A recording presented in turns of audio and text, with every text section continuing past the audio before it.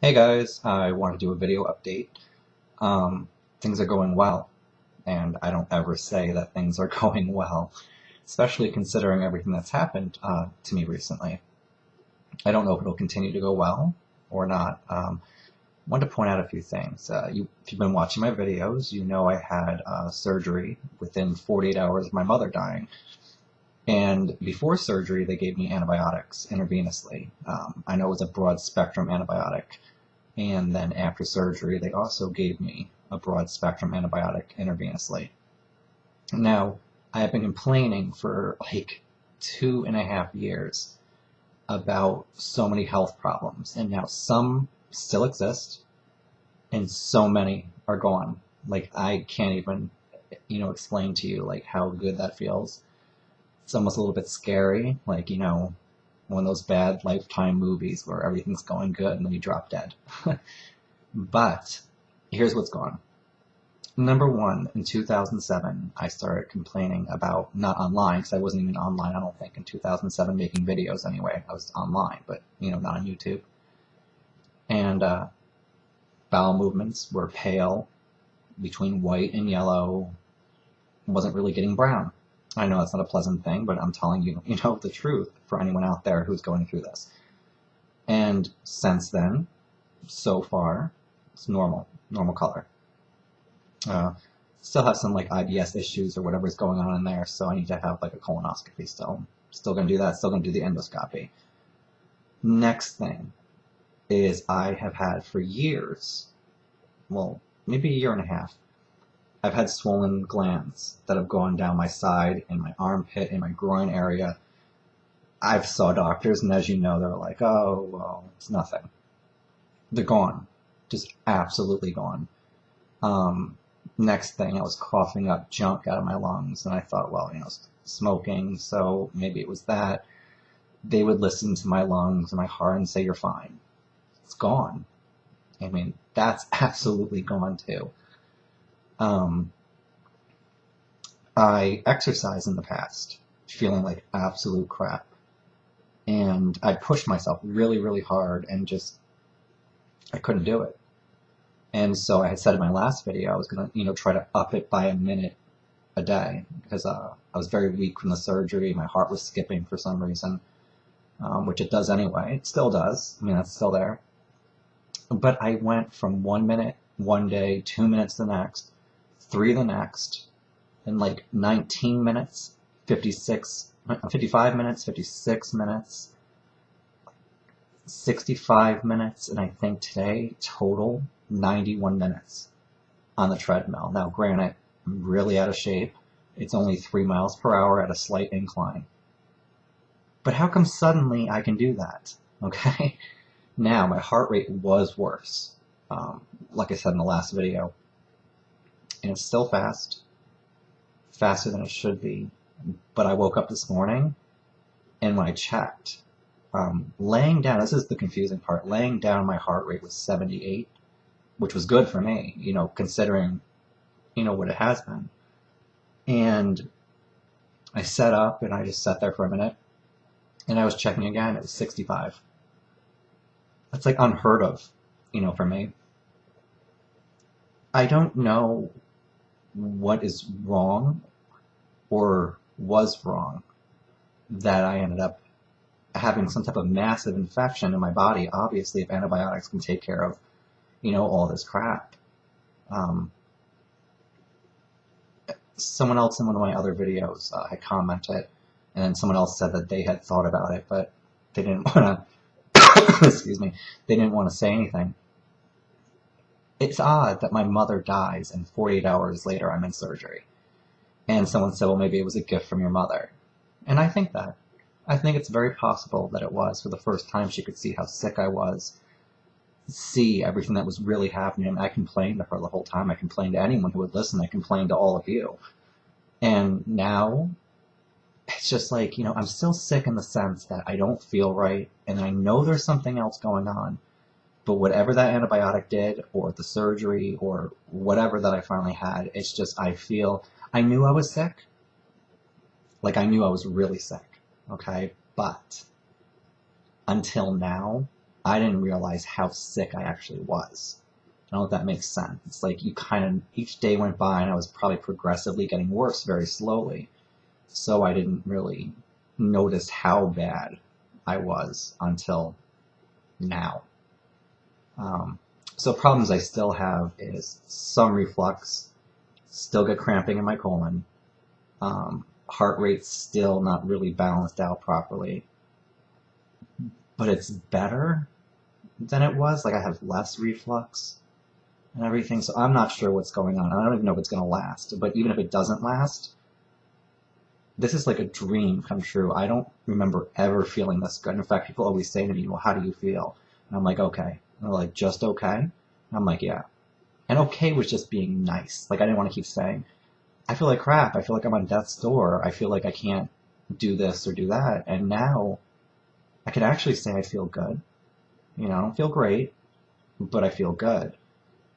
And it's been so long, I forgot, like I said, how it feels to feel this way. I mean, I'm just dragging myself around this apartment. I don't think anyone, even people who watch, I just don't think you guys completely understood how bad off that I was. I couldn't have a life. I couldn't move around my apartment. I couldn't clean properly.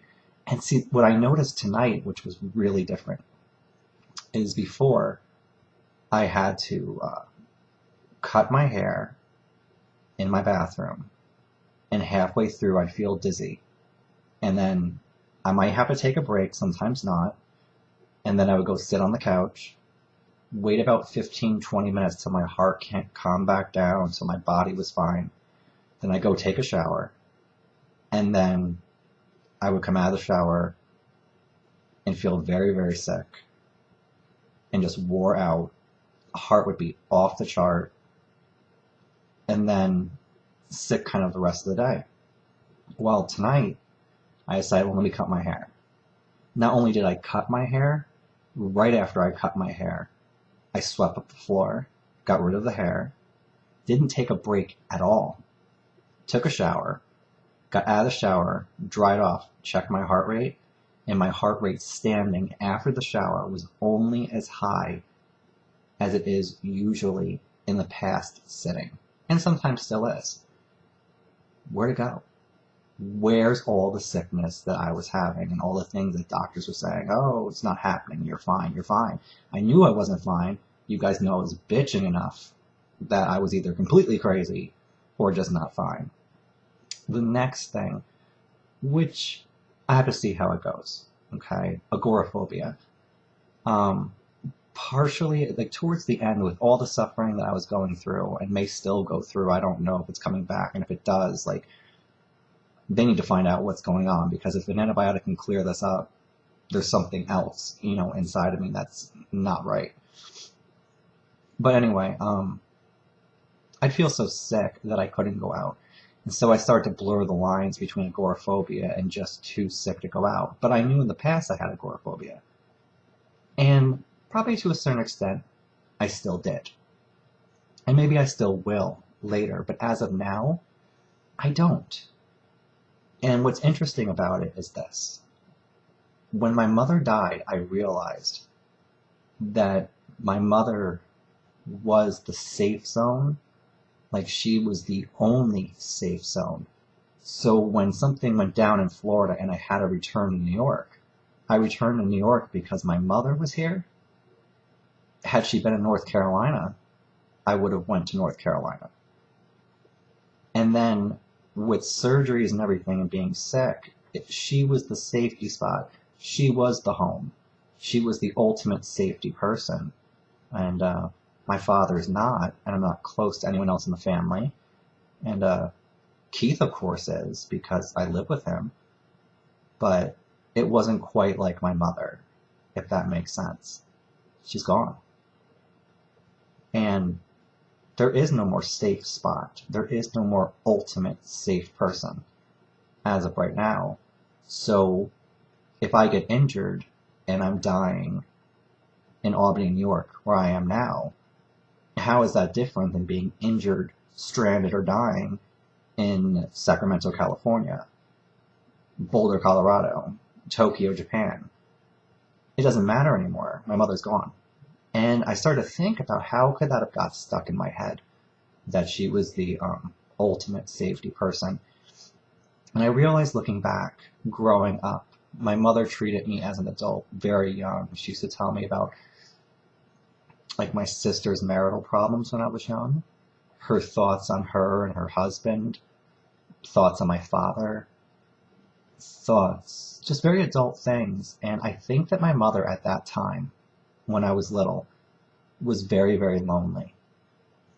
And she didn't have anyone at that time to talk to because she was busy raising me. So I became the little man that sat in the chair and listened to everything that she had to say. And I think even as I got older, and even up until recently, till she died, there was things she would tell me that she wouldn't tell my father. I know she wasn't telling anybody else. She kind of confided in me. And so I think that the dynamic between her and I was set up where we fed off each other, even with negative energy. Like before she was ever sick, she would tell me stuff like, oh, there's this bug going around, this virus, or so and so just had this horrible thing happen, and we were very caught up together in our own drama. And she wasn't doing it consciously, and I certainly wasn't. But I realized that a lot of our conversations were nothing ever positive, and we just fed off of each other. And I think it was something that she desperately needed because no one else would listen to her. And then towards the end, it was hard for me because I would listen to her. Because granted, she was very sick. And I was too. But I can't hold a candle to cancer. I can't say, I'm sicker. And, even though she started going out different places and I still couldn't. And I was so sick that I couldn't get off my couch some days. And with everything I went through with the benzo withdrawal, I was throwing up more than her when she was on chemo. That's crazy. But it was hard for me because I had no one to tell. And so I told all of you, strangers. And it was, listen to me, someone hear my story, just know that I'm here. Even the negative comments that came, someone listened to what I said, and doctors weren't listening to me, and my family wasn't listening to me. And still, to an extent now, I talk to you, anonymous people out there, and some who I've become friends with because, I don't have a lot of things set up right now for myself, and all of us want to be heard. Everyone wants to tell their story, and so this was how I did it. Other people write books, other people have friends and just tell their story. And I know from emails I get, sometimes pages long, and at the end, they apologize for how long it is. You just want someone to hear your story, know that you're there, know that you're suffering, know that you exist, know your hopes, your fears. But it's strange now. Like, I feel that I should be more upset than what I am, and I'm not. I haven't even gone to the grave yet. I still have to do that. I will soon. And maybe in a couple months I'll be really sad. I don't know. And maybe I won't. I feel free for the first time in my life. And that sounds awful because I don't want anyone to think that I didn't love my mother or anything. But for the first time, I'm not going to ever... I want to be careful how I say this. I will always miss my mother and her love and her compassion for me. I will always respect the troubles in her life that she went through and how she overcame them. I will always think that my mother was a strong woman. Okay? All positive things. I will never forget that about her. But I think somehow between both of us, she needed me so bad, she kept me in this box, and she had criticisms of me that I could never live up to. And my father might too, but we're not as close. And so him saying the same thing just doesn't hold as much water with me. I just don't care. It's kind of his problem then. But my mother, it meant something. And so the downside is, where I still get sad, is because we fed off each other with negative things. I can read something like really scary online. It's like, oh, let me call my mother. And then I can't, because I remember she's not here. Just like I lost my friend, if you follow my videos, I lost my friend out in California like a, 3 weeks, a month before my mother died. And she would have been the perfect person to help get me through this. And so I had this quick thought when I was on the treadmill. Let me write Yvonne and tell Yvonne. Oh, okay. Because I was going to tell Yvonne about my mother. She'd know what to say. They're both gone. So, very special angel who came into my life, Yvonne, is gone. And then shortly after, I lost my mother, who was the closest person to me in my entire life. And then I had surgery. And then magically I get antibiotics, and now I feel so much better. And I don't know if it'll last. And I don't know. I'm grateful that it's here now. If I'm good for the next 2 days, 2 months, it's really good. And when's the last time any of you heard me say in any of my videos that I feel good? I just feel good. And it's so corny. And I want that for everybody out there who's watching. I have to find out the antibiotic that they gave me. I kept asking in the hospital because I wanted to remember what it was.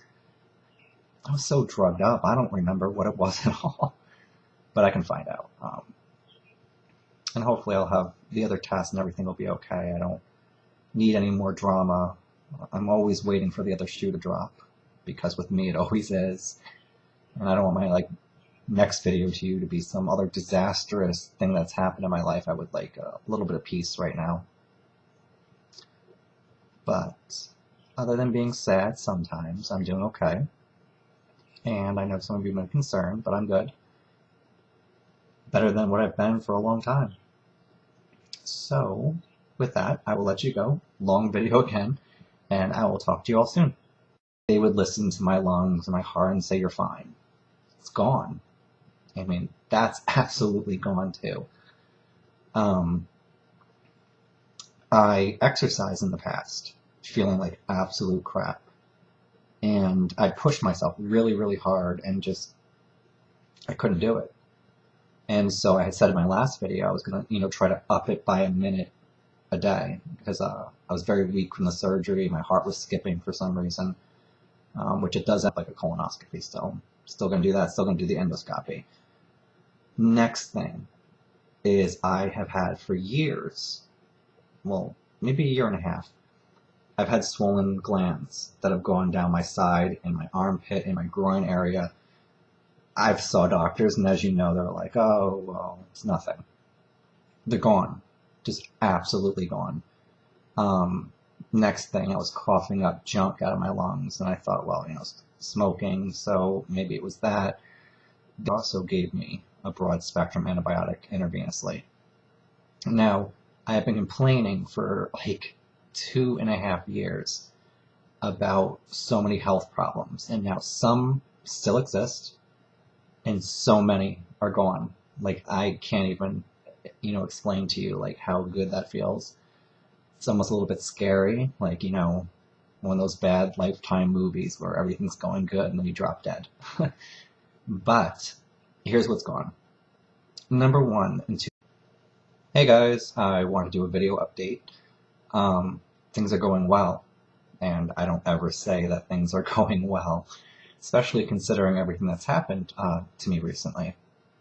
I don't know if it'll continue to go well or not. I wanted to point out a few things. If you've been watching my videos, you know I had surgery within 48 hours of my mother dying.